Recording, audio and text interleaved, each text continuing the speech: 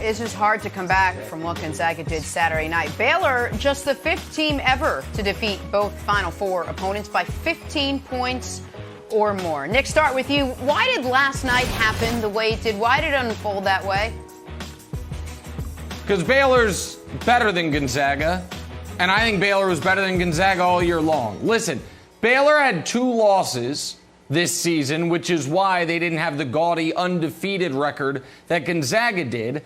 But all records are not created equal. Baylor had a stretch in December where they played 1 game in 17 days. They had a stretch in February where they went 3 weeks without playing, which I think you can say led to their slip-ups against Kansas and Oklahoma State in the Big 12 tournament. Oklahoma State, that is, 2 teams they had beaten in the regular season.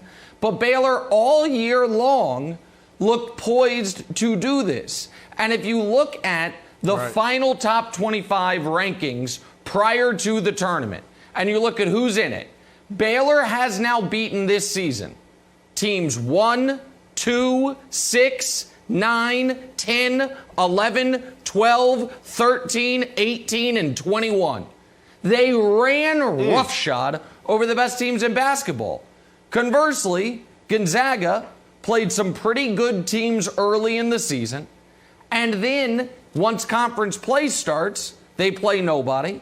And then in this NCAA tournament, through no fault of their own, they got a pretty favorable draw because of the upsets, where all of a sudden you're playing USC and UCLA instead of Arkansas and Houston, as Baylor had to go through.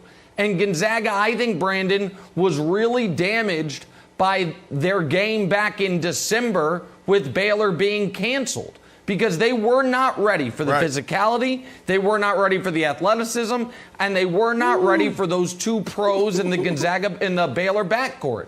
So I know this was an upset, but I don't think it was an upset as far as the inferior team winning. I think Baylor's better than Gonzaga, and they showed it for 40 full minutes last night.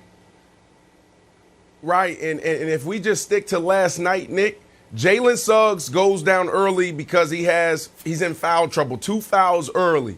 Then Baylor Bears, what do? They go on the run. They were too fast, too explosive. They were too much. Gonzaga never had that run. Gonzaga never had a chance after that. That was the story. That was the end of the story. And then after that, when you look at the bigger picture, Baylor finished the job. Let's not forget. Let's go back to the end of last year. Entering the tournament, they were the number 1 seed. They won 23 games in a row before COVID-19 hit and the tourney was canceled. So they finished the job. Baylor did not. It's terrible because I think we all deep down wanted to see a perfect season. It's been since, 1975, 76 season 76. that we saw 76 that we saw an undefeated team finish the job. So deep down, and like I said yesterday, in my heart, I wanted Gonzaga to pull it off, but my head told me that the Baylor guards were way too much. And from the start, from the tip-off, they were way too explosive and way too fast, and they didn't have a chance.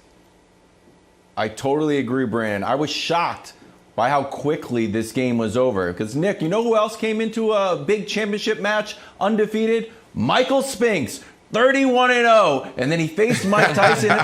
90 seconds, match is over. And that's exactly what happened to Gonzaga. This is just the first 90 seconds. Baylor wins the tip. They end up getting 3 offensive rebounds. They get their hands on 2 passes. They're not really deflections because they ended up going to say, but 2 deflections. And they get a charge call. Okay, and that was it. And poor Bill Rafferty is like, these early leads are deceiving. Don't think too much about it. Sometimes they are, but sometimes they're not. When you see how the game played out, the offensive rebounds, Gonzaga ends up getting 5. Baylor gets 16. Baylor gets 8 steals. Gonzaga gets 4. The lead balloons up to 20.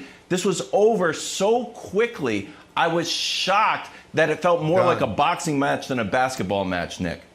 A basketball match? Well, I'm not shocked that when Wilds needed to go to his historical sports archive of what's an instance of someone or some team being undefeated and not finishing the job, he went Spinks Tyson as opposed to his beloved Patriots Giants because he's memory hold that game and he's pretending. What, Wilds? What? I'm wrong? I'm wrong? The Spinks Tyson one was You know what team no one gave a shot to? The old Tampa Bay Buccaneers and Kansas City Chiefs got Ndamukong Suh punching him in the helmet. They weren't undefeated. I could have said that. I could have gone that one. Not undefeated. Nice to you. But speaking of undefeateds, I understand. Listen, I heard Jay Billis say that he will remember this Gonzaga team forever. I won't. Like, this was a really good team that was had it's too soon. No, hold up. It's not too soon. This was a really good team that had a great player in Suggs. Okay, well, so let me give you a couple other examples because I just want to know your favorite memory from the 2015 magical Wichita State Shockers or 2014. Wait, there's none. So here are the undefeated teams that were entered the tournament undefeated since Indiana. 79, we remember. That's Larry Bird, and they lost to Magic Johnson. 91 UNLV, one of the greatest teams ever, lost in one of the greatest games ever against Duke. Wichita State Shockers lost in the round of 32 to Kentucky, and then that Kentucky team that had Booker and Karl Anthony Towns, they couldn't finish the job. This Gonzaga team is a lot more Wichita State Shocker than it is 91 UNLV running Rebels. And college basketball folks got mad at me yesterday because I said even if they won, I don't think this will go down in history as one of the 10 greatest college teams ever, even though they were undefeated. And I think you saw why that was last night. Thanks for watching. Subscribe here to get the latest from the show. Also, be sure to check out more of the best clips from First Things First, or go watch a few segments from our other shows on FS1.